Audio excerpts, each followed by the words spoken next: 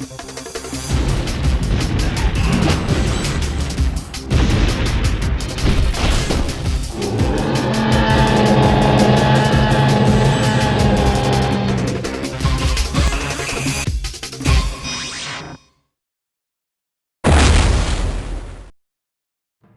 everyone, and welcome back to another episode of Jurassic Games. Last time, we covered all of the Jurassic Park games made by the developer Ocean for Nintendo's platforms. But if you're at all aware of the gaming landscape of the early 90s, you might be familiar with the idea that Mario wasn't the only platforming icon on the block. Mario had competition, and it came in the form of a speedy blue blur known as Sonic the Hedgehog. Indeed, during the early 90s, Nintendo was in a war for video game market share with Sega, and at least in the US, Sega was actually winning with the smash hit success of the Sega Genesis. As we discussed in the previous video, movie studios love to make tie-in video games to market their blockbuster films, and as Sega dominated half of the video game market in crucial advertising markets, it only makes sense that Universal would license Jurassic Park games for Sega's consoles as well as Nintendo's. So today, we'll be covering the Jurassic Park tie-in games released for the Sega Master System, Sega Genesis, and Sega Game Gear. Now, some of you may have heard me say Sega Master System and been like, what's a Master System? And honestly, I wouldn't blame you. I hadn't even heard of it prior to researching Jurassic Park games for my collection. Before the Sega Genesis, which is also known as the Sega Mega Drive and PAL regions, there was a Sega console called the Sega Master System. It was released in Japan, the United States, Europe, and Brazil in the mid-late 1980s as an NES competitor, but it failed to find traction in the United States or Japan. It did have better success in Europe and Brazil, however, and as such, there were some games developed exclusively for Europe and Brazil. And as it turns out, one of those games happened to be a Jurassic Park tie-in game. So, to begin this episode, we'll be discussing Jurassic Park for the Sega Master System, developed by Sega.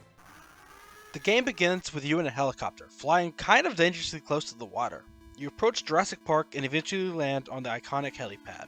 You're then told that there are frequent dinosaur attacks happening in the park, which really makes you question why they're keeping it running. The movie, of course, is set in motion following the death of a worker, but this game makes it sound like a normal everyday occurrence and not a tragic event. Anyways, it turns out the central computer is malfunctioning, and as a result, the dinosaurs have been escaping. It's up to you to travel to the various parts of the island to restore order and get the park back up and running. You then pick between 4 locations to go to. Rather than having you travel there instantaneously, the game has you actually drive to where you're going. On your way there, you're constantly attacked by some dinosaurs, which changes depending on the level you selected. For this Triceratops level, I guess they're Gallimimus, though if that's the case, then the game took some creative liberties with their coloration. Eventually a boss shows up, in this instance being a Pokesaurus. Once you've defeated the boss, you arrive at your first destination, and here the game transitions into a platforming game. For some reason, there's just casually tornadoes tumbling in the air. Tornadoes are oddly consistently present in Jurassic Park games, as we'll see down the line. In any case, there's a storm raging and loose dinosaurs everywhere, and it's up to you to restore order. The game becomes your standard platforming game during these segments, with you traversing the levels until you reach the end where you encounter a boss dinosaur, those being Triceratops, Brachiosaurus, Velociraptor, and Pteranodon. Then it's back to another driving minigame, then platforming section, boss, and repeat. There's a 5th unlockable level including a Tyrannosaurus, and when you finish them all, the park is back under control and opens to the public. The game isn't really the prettiest to look at, though it does have some nice visuals like the Brachiosaurus Lagoon level. Unfortunately, unlike the NES game, this game's music is not very memorable. Like the Ocean Software Jurassic Park games, this game does not feature any save functionality, so you'll need to complete this all in one sitting. The platforming is okay, and the driving levels are neat but repetitive, so it's not the worst Jurassic Park game out there, but it is one of the weaker offerings. Another way in which the Master System version is like the NES game is that Jurassic Park for the Sega Master System got a portable release, this one via the Sega Game Gear. As the Game Gear was more successful in Japan and the US than the Master System, this port was released in those regions unlike the Master System version. So how does the Game Gear version stack up to the Master System version? Well, it's basically the exact same game in almost every way. As the Sega Game Gear was far more powerful than the Game Boy, the Game Gear port of Jurassic Park didn't really have to make any noticeable graphical downgrades. Aside from some minor changes made due to the screen's smaller size and resolution than a TV, the game looks and plays the exact same. follows the same pattern as the Master System version, shares the exact same music, and even the platforming sections are essentially identical. There's really not much to talk about here, though I suppose it is impressive that a console quality game was capable of running on the Game Gear. Though that's much more of a testament to the Game Gear than it is to this game in particular. Moving on to a vastly more successful system, we have Jurassic Park for the Sega Genesis. This version was developed by Blue Sky Software, no affiliation with the animation studio. The game opens with a rather iconic shot of the T-Rex saying, "Nice touch." We're taken to a pretty looking main menu with the expected options. The one thing of note here is that unlike the Master System and Game Gear game, this one has a password feature, joining the ranks of Jurassic Park for the Amiga of not making you play the entire game at once. While save games are preferable, it's at least nice to have some way of picking up your progress, so that's a plus for this game. You may also notice the player option, but we'll get back to that later. Starting the game has us watch a cutscene of the T-Rex breaking out and destroying a Jurassic Park safari vehicle.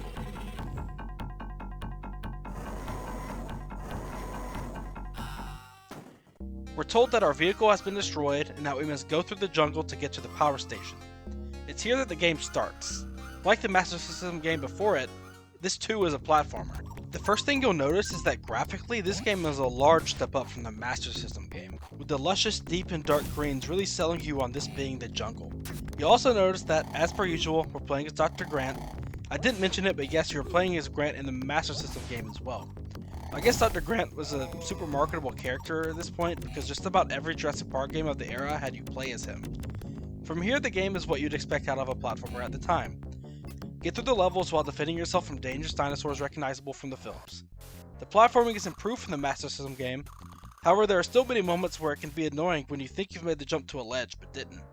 It could just be me considering I'm not the best at platformers, however some contemporary reviewers also shared this gripe, so I do think there is a bit of unfair difficulty present in the game. But that's pretty par for the course for these older platformer games. The music is also an improvement as well, though I still think that the Ocean Software games have a better soundtrack than this one. I think a lot of the appeal of this game comes from the greatly improved visuals. The game is pretty for a Genesis game, and on that front I commend it.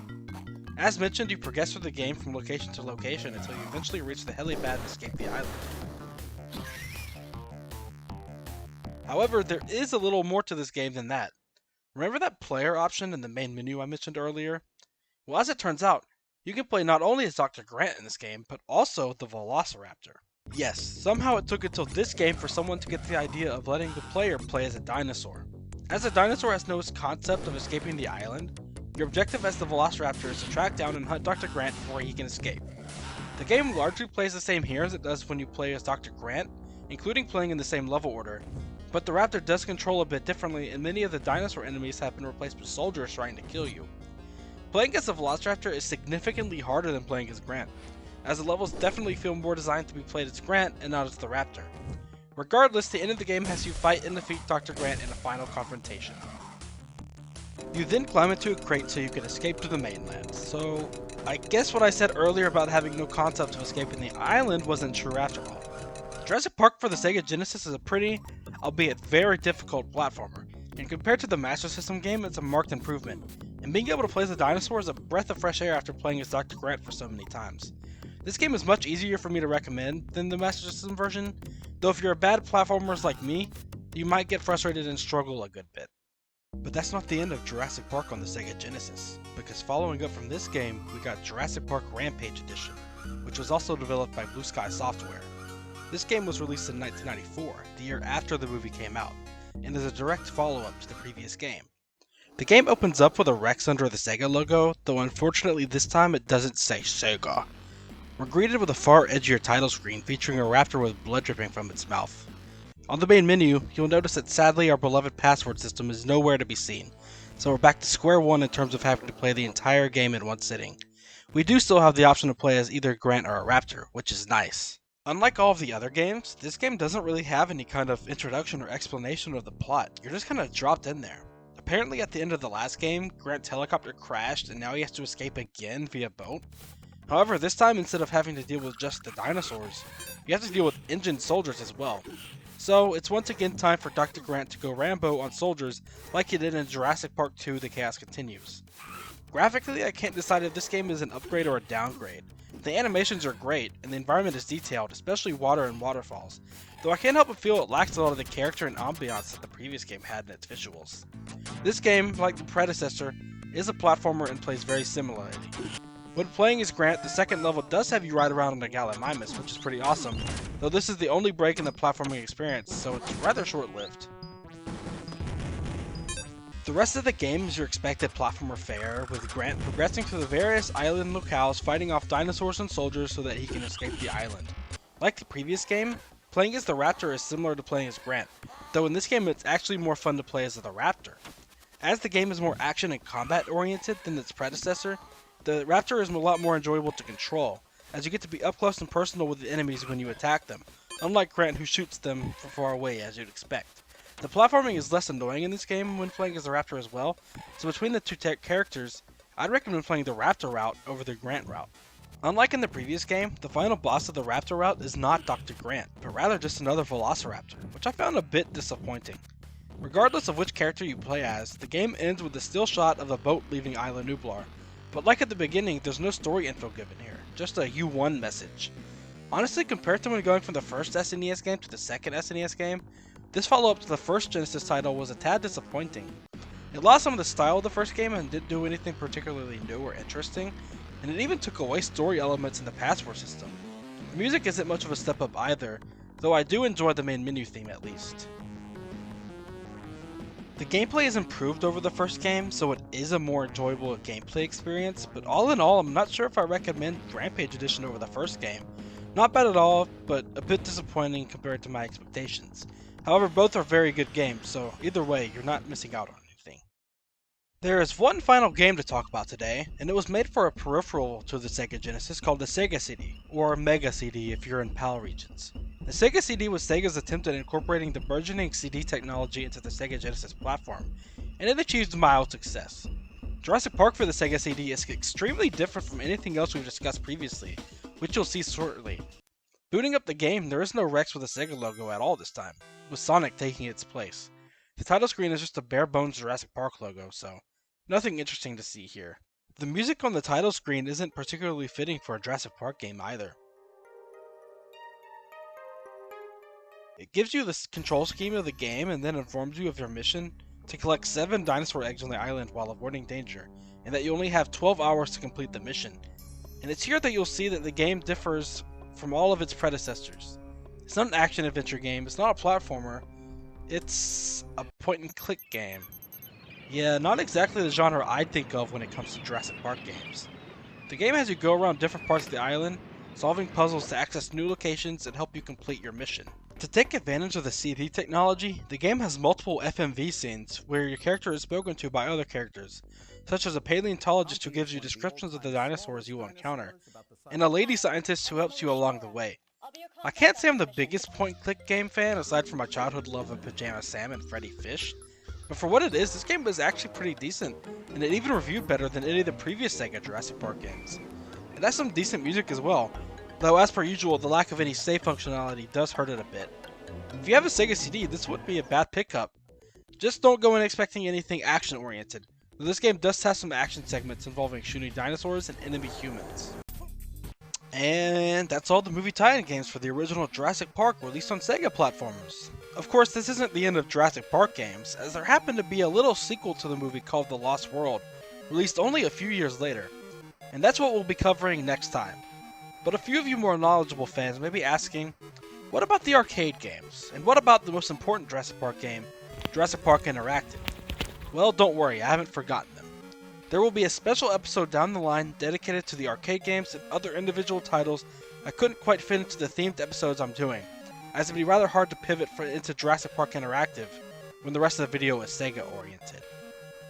I will be covering them, however, so don't be alarmed. I mean, how could I forget Jurassic Park Interactive? If you enjoyed this video, be sure to subscribe to the channel to be notified when the next episode comes out, and if you haven't already, be sure to check out the previous episode covering the Ocean Software games for Nintendo platforms. Also, check out the Godzilla Roundtable podcast hosted by my good friends Molder, Crash, and Tales of Nine here on the Fears, Features, and Fossils YouTube channel. Who knows, there might be some surprise cameos in future Jurassic Games episodes. Until next time, thanks for watching.